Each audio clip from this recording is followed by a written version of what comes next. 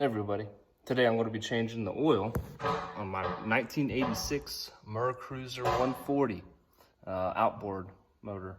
And I went and bought a pump at Advanced Auto for 10 bucks. This is it right here. I'm going to show you how I did it. I already did it, but I'm going to show you what I went through just so this helps other people out. All right, this is a Mercruiser 140 in the 1986 boat. There's the pump. So this top hose right here is connected. I just got it connected right here to the dipstick. I took the dipstick out. Let me get it in there. There we go. If I can see it. Okay. This is connected to the dipstick tube. I got the dipstick out. This is connected to the dipstick tube just right on top there. It's coming up, and then it's connected to the top right here. And then the bottom one is going into an old bucket right here. Just in there like that. And you just start pumping, like so. I'll show you. And you just grab it like this. Make sure the base is on something, but you just sit there and pump. And it'll suck all that out and pump it into that empty gallon container right there. And it only took me 4 or 5 minutes. $10 for the pump at Advanced Auto.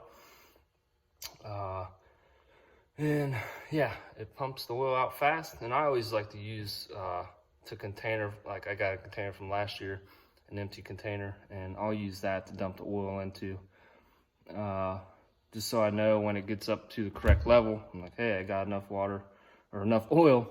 And obviously if your oil is like a milky color, cream color, whatever, you have a problem with a head gasket or a cracked head or anything like that. Here's the oil I use. This is what I got. I use this. It's a gallon. I get it at Walmart for 25 bucks. Quicksilver, 25 weight or 40. And this is the oil filter I use, L15313 Purelator. That's 8 bucks.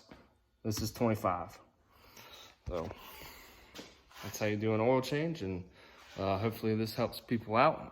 If you wanted to do it the hard way, you can reach your hand in that tight space and undo the bolt from the oil pan, and just you can makeshift something to drain the oil with the funnel, run a tube out the back drain plug air of the drain. And I've done that before, and I made a mess, and it's no fun. And then pump the oil out, change the filter, and I'll put a rag down, just clean up all the oil from swapping the filter out. Put everything in there, run it for 10 minutes, shut it off, let it sit for 5 minutes, and then I'll check it, make sure it's good, and we're ready for the lake. Thanks for watching. Have a good day. God bless.